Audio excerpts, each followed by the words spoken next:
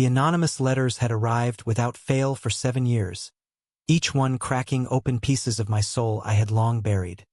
But nothing prepared me for the moment I learned the sender was William, the boy whose life I pulled from the freezing river 15 years earlier, and realized those words of love were from the man he had become.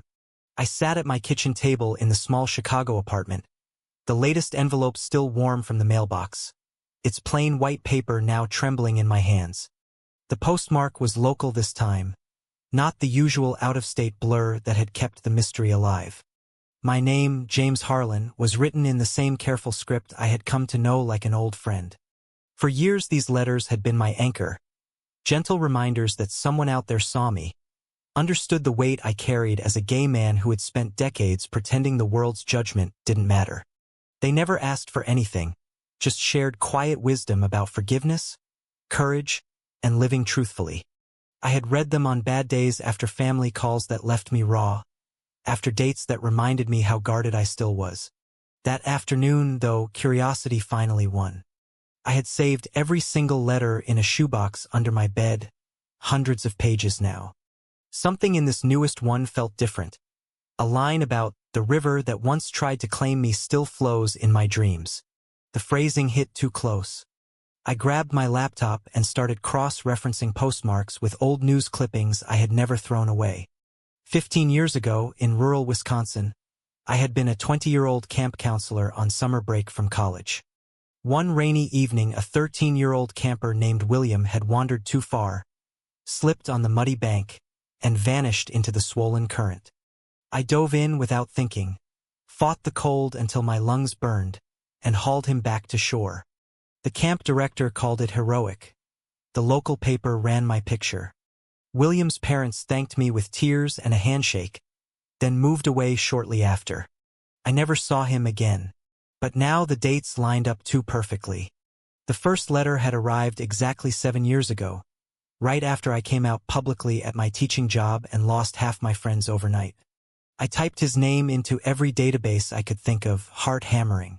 When the social media profile loaded, William Ellis, 28, freelance illustrator in Chicago. Profile picture, a soft smile against a city skyline. I knew. The same dark hair, the same thoughtful eyes that had looked up at me from that riverbank all those years ago. My chest tightened so hard I had to stand up and pace the room. I didn't sleep that night. Instead, I reread every letter, hearing them now in a younger voice that had grown into a man. Gratitude had slowly turned to something deeper, lines about missing the safety I once gave, about wishing he could return the favor. By dawn, I was crying quietly into my hands, the kind of tears that come when the universe hands you back a piece of your past wrapped in hope you never dared name. The next morning, I walked the 6 blocks to the coffee shop listed on his profile as a favorite. I told myself I just needed to see him, to thank him, maybe close the circle. But when the bell above the door chimed and he looked up from his sketchbook, those same eyes widening in recognition, everything I had planned to say dissolved. William stood slowly, sketchbook forgotten, and the years melted away in the space between us. James? His voice cracked on my name. We didn't speak for a long moment. Then he stepped forward and simply said, "I've been waiting for this day since I was 13. The words hung in the warm, coffee-scented air like a promise I hadn't known I needed. I felt the ground shift under me, not in fear but in the terrifying, beautiful way life rearranges itself when truth finally arrives. We sat across from each other at a corner table, 2 black coffees growing cold while the city buzzed outside the window. William's hands kept folding and unfolding a napkin, a nervous habit I remembered from the boy he used to be. "I didn't mean to hide forever," he said quietly. "At first the letters were just thank yous I was too shy to send in person. Then they became more. I followed your life from afar, saw the article when you came out, read about the school board fight. Every time the world got heavy, I wrote what I hoped would help. I listened, throat tight, realizing how much those pages had carried me through my own storms. My family back in Wisconsin still refused to acknowledge I was gay. My sister's Christmas cards came with careful wording that avoided any mention of partners. Work as a high school counselor meant I spent my days helping kids navigate the same identity questions I had never fully answered for myself. William's letters had been the one place where I didn't have to perform strength. Now the author sat in front of me, grown tall and kind-eyed, and I felt exposed in a new way. He told me about the years after the river, how the near-death experience cracked open something inside him, how he realized at 15 that he was gay too, and his parents' quiet disapproval had driven him to leave home at 18. Art school in Chicago had saved him, just like I had once pulled him from the water. "You gave me the courage to keep breathing," he said, meeting my eyes. I wanted to give some of that back. We talked until the cafe closed. Walking home together through the early evening lights, shoulders brushing occasionally, felt both strange and inevitable. At my building he hesitated. "I don't expect anything, James. I just needed you to know." I wanted to tell him the letters had already become part of my heart, but the words stuck. Instead I asked if he would meet me again. The smile he gave me was the same one I remembered from a scared kid on a riverbank, brave and hopeful.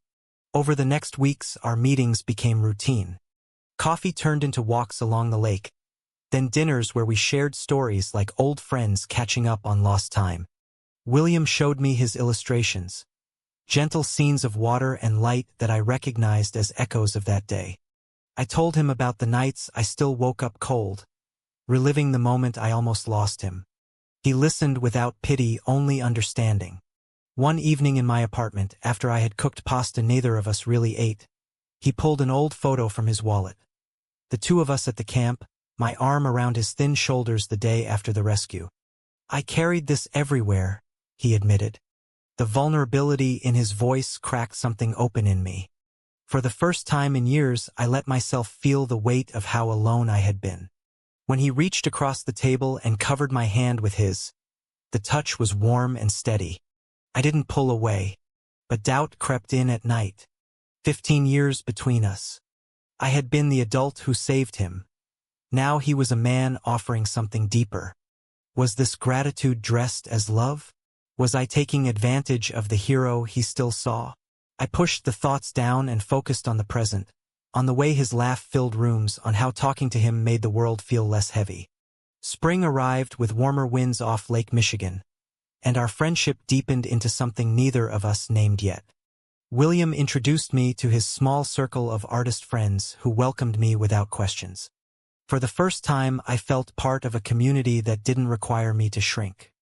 We spent Saturdays at the Art Institute, standing shoulder to shoulder in front of paintings that spoke of quiet courage. Evenings we cooked together in my tiny kitchen, bumping elbows and laughing when sauce splattered. One Sunday he asked me to come with him to a support group for queer youth. I hesitated.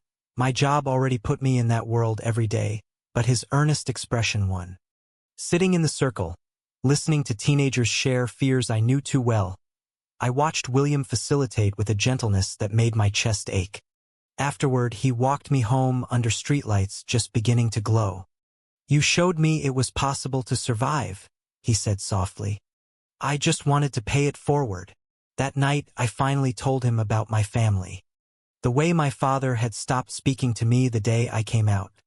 My mother's careful phone calls that danced around the truth. William listened, then shared his own story of leaving home after his parents found sketches of boys instead of girls. We sat on my couch in comfortable silence, the kind that felt like home. When he leaned his head on my shoulder, I let myself rest against him. The simple contact steadied something inside me I hadn't known was shaking. Work grew busier as end-of-year crises hit my students. One boy, barely 15, reminded me so much of young William that I stayed late counseling him through tears. The next morning William showed up at my office with coffee and a drawing of two figures standing strong against a storm. "For the days you forget you're not alone," he said. His thoughtfulness cracked the last of my defenses. That evening I cooked for him again, and when he helped clear the table our hands brushed and stayed. The kiss that followed was soft, careful, full of years of unspoken gratitude and new possibility. No fireworks, just a quiet certainty that felt right. Yet the world outside kept pressing. My sister called from Wisconsin, voice tight, asking when I was coming home for Dad's birthday. I lied and said work kept me busy. William noticed my distraction and gently asked if I wanted to talk. I told him the truth, that bringing anyone home would reopen old wounds. He nodded, understanding in a way that made me love him a little more. Love. The word slipped into my thoughts so naturally I almost didn't notice. Summer brought the first real test. My sister Emily arrived unannounced in Chicago for a quick visit, her husband and teenage daughter in tow. I introduced William as a friend from work, but Emily's sharp eyes missed nothing. At dinner she asked pointed questions about his age, his background, how we met. William answered politely, but tension thickened the air. Later, alone with me in the kitchen, Emily hissed, "He's half your age, James. People will talk." Her words landed like stones. That night after they left, William and I sat on the roof of my building under the city lights. "I don't want to be the reason your family pulls away even more," he said quietly. I wanted to argue that my family's distance had nothing to do with him, but the old fear was back, the fear that loving openly would cost me everything. The misunderstanding came a week later. William's best friend Mark, protective and blunt, cornered me at a gallery opening. "You saved him when he was a kid. Don't you think that creates a power thing?" The accusation stung because I had asked myself the same question in darker moments. William overheard and defended me fiercely, but the damage was done.